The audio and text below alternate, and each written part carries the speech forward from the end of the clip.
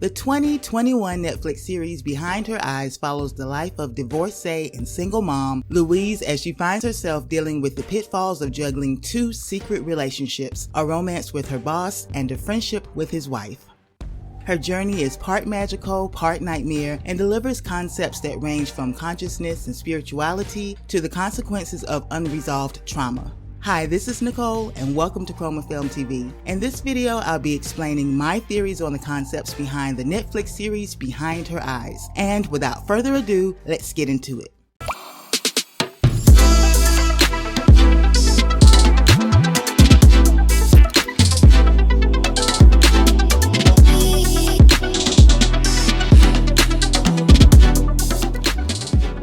Based on the 2017 novel Behind Her Eyes written by Sarah Pinborough, the Netflix series Behind Her Eyes takes a look at abstract concepts and relates them to obstacles some of us have to deal with on a daily basis. I didn't read the novel, so my conclusions are strictly based on the series. I'm sure the novel went a lot further into these concepts, but for the sake of this review, I wanted to throw that out there. In episode 1, we meet the protagonist, Louise, aka Lou, played by Simona Brown, getting ready for a night out with a friend. During this scene, we meet her 7-year-old son, Adam, played by Tyler Howard, and her across-the-hall neighbor, who is also her babysitter for the night. Lou's outfit of choice is a red and black animal print dress with a green biker jacket. Red in Western cultures generally stands for passion.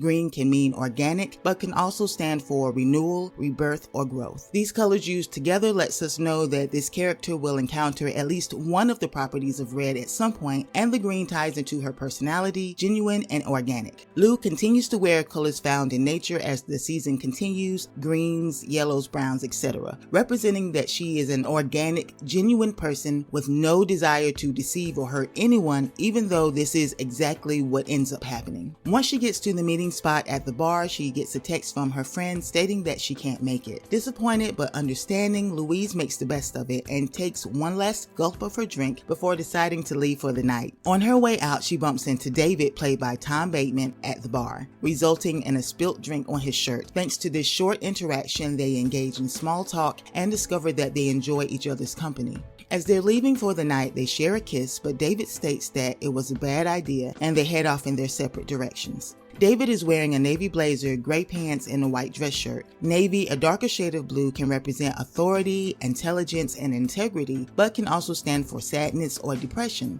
Gray is also a cross between black and white and generally has to do with dualism or a combination of the properties of black and white, mirroring the idea that he's a decent guy, but he has dark secrets. White generally stands for purity, innocence, or a clean slate. More often than not, David is seen wearing white or a light-colored shirt with neutral suits or pieces throughout the series, representing that David in general has a good loving heart, but the light of his heart is dampened by his inner struggle with the numbness he feels towards his marriage, with the neutrals being like storm clouds over his life. The next day at work, Lou gets a glimpse of her new boss, which happens to be David, accompanied by his wife. Due to some embarrassment, Lou hides in a bathroom stall until the couple exits the office. After work, Lou has a brief visit with her friend before we're taken to the scenes of her getting ready for bed. Once asleep, Lou has a night terror and dreams of a woman who appears to be her mother that has passed due to an overdose, a hallway with hands that seem to be after her, and Adam calling her as he runs down the darkened hallway. As she chases Adam, she awakens out of her sleep to find that she has walked into the bathroom. These terrors plague Louise, but they also give clues about her fate. During these terrors, Louise is wearing a yellow dress and her son continues to wear green. Yellow can stand for happiness or joy, but it can also stand for cowardice, caution, or sickness with darker shades. Along with the color, the dress itself also goes through a transformation. While standing in the room with her mother, her dress appears to be the right size and fits as it should. As her dream continues, we see the dress morph into an oversized garment as though she was too small to fit in it, showing that this event probably happened when she was a child, or she saw herself as powerless to do anything, and it's something that she never got over, a representation of post-traumatic stress disorder. As a sufferer of a mild form of PTSD myself, I could easily relate to the nightmare scenes. When trauma is not resolved, it can result in nightmares or night terrors and triggers. I suffered through night terrors for about 3 years, and it only stopped after I did some soul soul-searching, but I still have triggers. If left untreated, these experiences can continue to terrorize or get worse over time, which was represented as Lou's nightmares became more intense.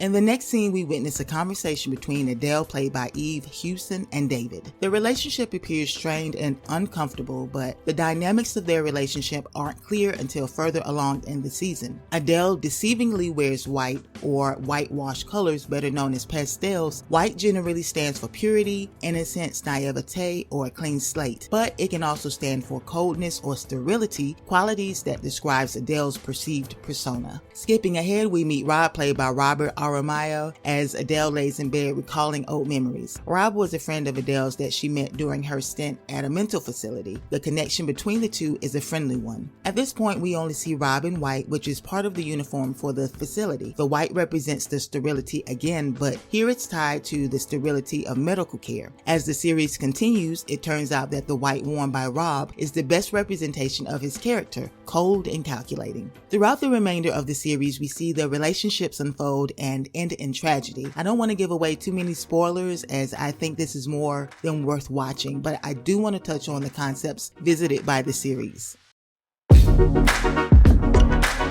As explained in the series, lucid dreaming is about concentration and learning how to control the dream. For anyone that has had a dream, there's a good chance you had a lucid one that seems so real that you couldn't tell if you were asleep or awake. And regardless of how much time passes in real life, you'll never know if it was real or if it was a dream. A dream like this can be unnerving, especially if it wasn't planned. And if the dream ever comes to pass or comes true later on down the line like mine do, it can make you question if any of your real life decisions were influenced by what you dreamed. It's a never-ending loop that can leave you feeling vulnerable and confused, a state of mind that can be easily manipulated by the wrong person, as seen by Lou's character.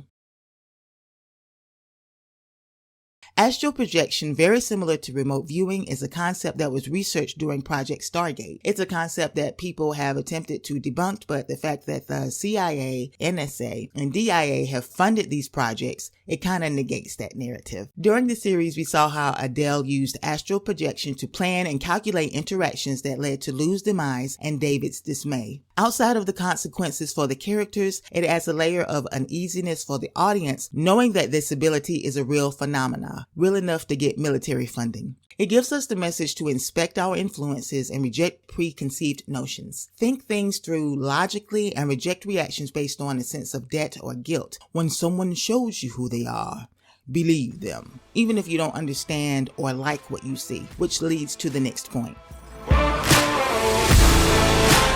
By the end of the series, evidence of unresolved trauma is seen in Lou's character. After all of the things that Adele put Lou through, a healthy person would have cut ties with Adele immediately. But because of Lou's unresolved trauma, she was triggered, thinking back to the memories she had as a little girl, the same memories that caused the night terrors. And she reacted based on her feelings of guilt, of not being able to do more to help her mother, instead of looking at the situation for what it was, a trap. In terms of David, he had to keep a secret and remain in a relationship he wasn't happy with out of fear. It's a picture of a mentally abusive relationship, which can sometimes be more devastating to the psyche of the victim than one that's physically abusive. There's even a hint about this in a scene where it's assumed that Adele's black eye came from David, causing others around him to distrust him, isolating him from anyone he may have been close with.